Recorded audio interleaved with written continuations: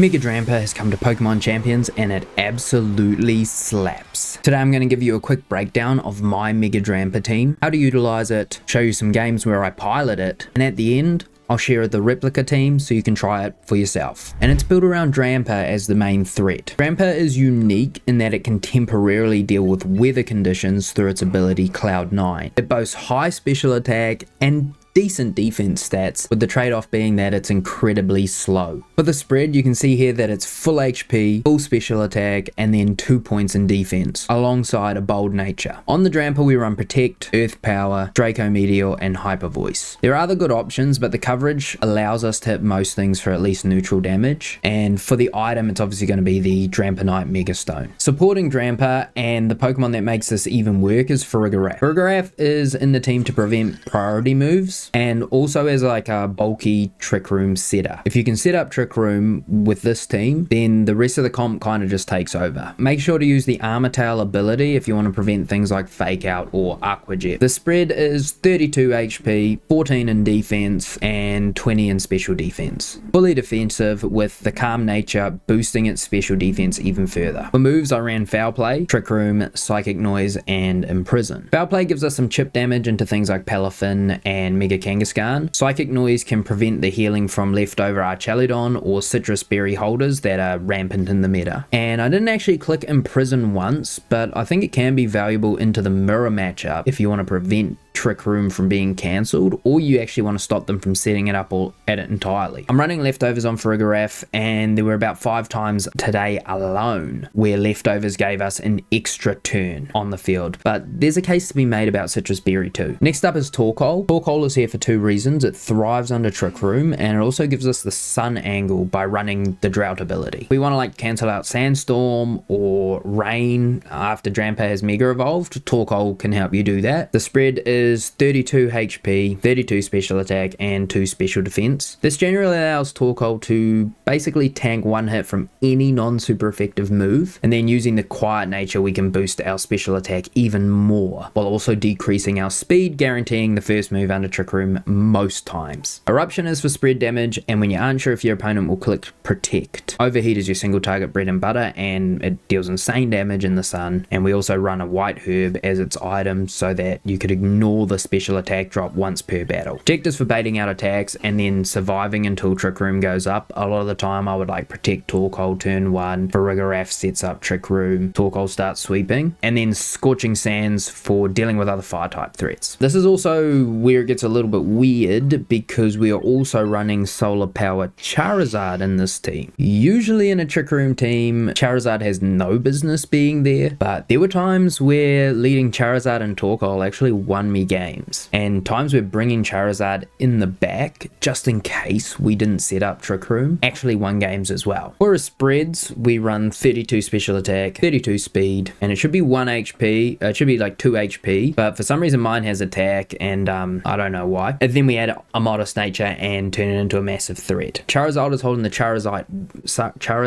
Y in case we need an emergency weather switch, but if you don't want to go for this emergency weather switch, you can use anything, basically anything you choose. Check for the usual reasons: Solar Beam for water type coverage, Heat Wave for massive spread attack under the sun, and then Scorching Sands for matchups where we need to damage fire types or something like Archaludon. Milotic is also in the team. Milotic has been sort of a star for me since launch. It's incredibly bulky, and with its competitive ability, it gets a special attack boost if things like Incineroar try to drop its stats. Milotic is built with 23 HP, 19 defense, and 23 special defense, with a bold nature boosting its defenses even further. Protect for the usual reasons. Recover just to get some serious staying power over our opponents. Ice Beam deals with things like Dragonite and Noivern, and then Scald gives us some well needed stab with the possibility of burning our opponent's physical attackers, which can be really frustrating for them if that does happen. A lot of items work well on Milotic. I've used Citrus Berry, I've used Leftovers, but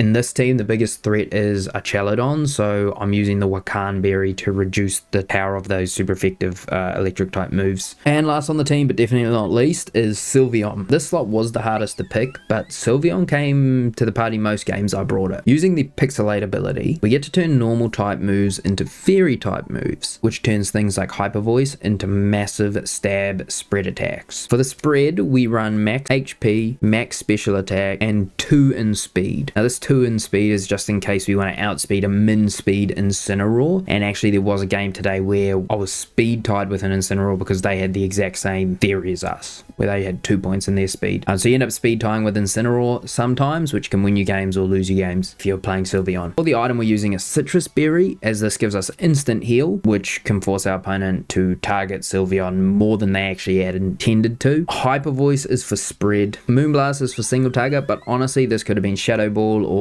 any other special offensive ability, or even a protect. Same goes for Psychic. But lastly, we run Calm Mind. This is if we're running into strong special attackers, like there's, you know, Mega Dragonite's running huge special attack at the moment, Meganium running huge special attack at the moment, there's even some Chandelures out there running huge special attack at the moment. This allows us to like set up into those Pokemon and then start sweeping. The leads I tended towards Torkoal and Farigiraf, or Drampa and Farigiraf when going for the Trick Room angle. Basically we would just protect one of those two, Torkoal or Drampa, and then Farigiraf would try and set up the Trick Room for us, and then we just go to town. Torkoal and then Charizard would be when we're just looking for some early pressure. We just want to try and nail them early and think we can just sort of get an early KO using those two powerhouses. For the Pokemon that we really had to watch out for, Sneasel was the biggest pain because it threatens one-hit KOs on both Farigiraf and Drampa. Now, Psychic Noise will one-shot it nearly every time, so if you find the angle, don't be afraid to click it, but just know you're probably trading one of your Pokemon, and potentially if it targets your Farigiraf, it might just one-shot you. Another threat we encountered